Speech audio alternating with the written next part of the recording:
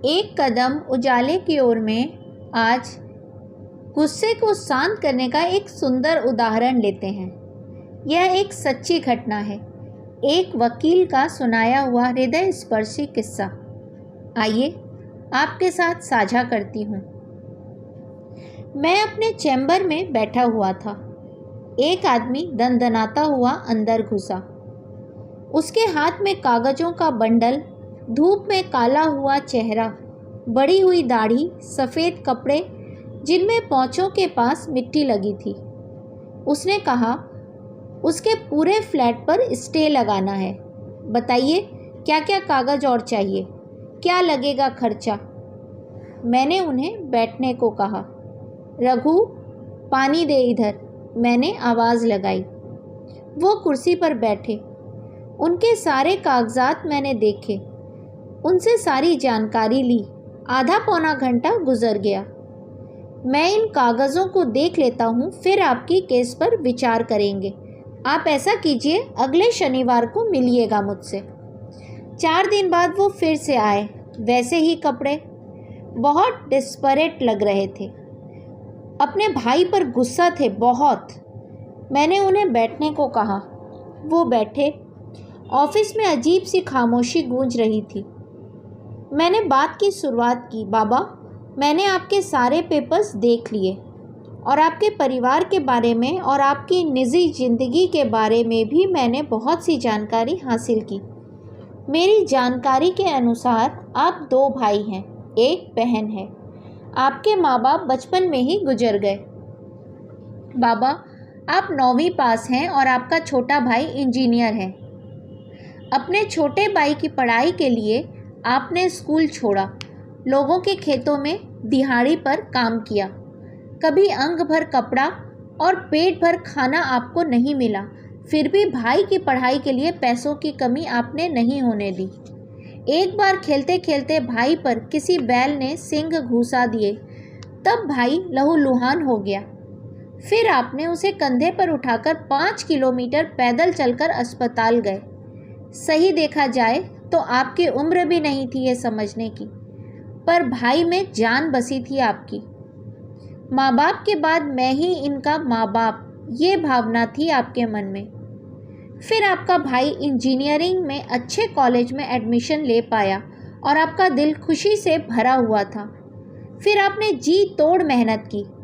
80,000 की सालाना फीस भरने के लिए आपने दिन रात एक कर दिया, यानी बीवी के गहने गिरवी रख के, कभी साहूकार से पैसा लेकर आपने उसकी हर ज़रूरत पूरी की। फिर अचानक उसे किडनी की तकलीफ़ शुरू हो गई। डॉक्टर ने किडनी निकालने को कहा और तुमने अगले मिनट में अपनी किडनी उसे दे दी, यह कहकर कि कल तुझे अफसर बनना है, नौकरी करनी है। कहाँ कहाँ घूमेगा बीमार शरीर लेके, मुझे गांव में ही रहना है, ये कहकर किडनी दे दी उसे। फिर भाई मास्टर्स के लिए हॉस्टल पे रहने लगा। लड्डू बने, देने जाओ। खेत में मकई खाने को तैयार हुई, भाई को देने जाओ। कोई तीज त्यौहार हो, भाई को कपड़े दो। घर से हॉस्टल 25 किलोमीटर, तुम उसे डिब्बा देने साइकिल पर गए। हाथ का निवाला पहले भाई को खिलाया तुमने। फिर वो मास्टर्स हुआ, तुमने गांव को खाना खिलाया। फिर उसने उसी के कॉलेज की लड़की, जो देखने में एकदम सुंदर थी, से शादी कर ली। तुम सिर्फ समय पर ही वहाँ गए। भाई को नौकरी लगी। 3 साल पहले उसकी शादी हुई। अब तुम्हारा बोझ हल्का होने वाला था, पर किसी की नज़र लग गई आपके इस प्यार को। शादी के बाद भाई ने आना बंद कर दिया। पूछा तो कहता है मैंने बीवी को वचन दिया है। घर पैसा देता नहीं। पूछा तो कहता है कर्जा सिर पर है। पिछले साल शहर में फ्लैट खरीदा। पैसे कहाँ से आए पूछा तो कहता है कर्ज लिया है मैंने मना किया तो कहता है भाई तुझे कुछ मालूम नहीं, तू नीरा गंवार ही रह गया। अब तुम्हारा भाई चाहता है गांव की आधी खेती बेचकर उसे पैसा दे दे। इतना कह के मैं रुका। रघु ने लाई चाय की प्याली मैंने मुंह से लगाई। तुम चाहते हो भाई ने जो मांगा वो उसे न दे, उसके ही फ्लैट पर स्टे लगाया जाए। क्यों, यही चाहते हो ना तुम बाबा? तो तुरंत बोला हाँ। मैंने कहा हम स्टे ले सकते हैं, भाई की प्रॉपर्टी में हिस्सा भी मांग सकते हैं, पर तुमने उसके लिए जो खून पसीना एक किया है वो नहीं मिलेगा। तुम्हारी दी हुई किडनी वापस नहीं मिलेगी। तुमने उसके लिए जो ज़िंदगी खर्च की वो भी वापस नहीं मिलेगी। मुझे लगता है इन सब चीज़ों के सामने उस फ्लैट की कीमत शून्य है। भाई की नीयत फिर गई, वो अपने रास्ते चला गया। अब तुम भी उसी कृतज्ञ सड़क पर मत जाओ। वो भिखारी निकला, तुम दिलदार थे, दिलदार ही रहो। तुम्हारा हाथ ऊपर था, ऊपर ही रखो। कोर्ट कचहरी करने की बजाय बच्चों को पढ़ाओ लिखाओ। पढ़ाई करके तुम्हारा भाई बिगड़ गया, लेकिन इसका मतलब यह नहीं कि तुम्हारे बच्चे भी ऐसे निकलें। वो मेरे मुंह को ताकने लगा, उठ के खड़ा हुआ, सब कागजात उठाए और आंखें पोंछते हुए बोला, चलता हूँ वकील साहब। उसकी रुलाई फूट रही थी और वो मुझे दिख न जाए ऐसी कोशिश कर रहा था। इस बात का अरसा गुजर गया। कल वो अचानक मेरे ऑफिस में आया। कलमों में सफ़ेदी झांक रही थी उसके। साथ में एक नौजवान था और हाथ में थैली। मैंने कहा, बाबा बैठो।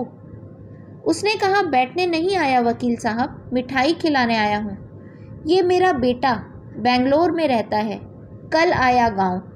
अब 3 मंजिला मकान बना लिया है वहाँ। थोड़ी थोड़ी करके 10-12 एकड़ खेती खरीद ली है। मैं उसके चेहरे से टपकते हुए खुशी को महसूस कर रहा था। वकील साहब, आपने मुझे कहा कोर्ट कचहरी के चक्कर में मत पड़ो।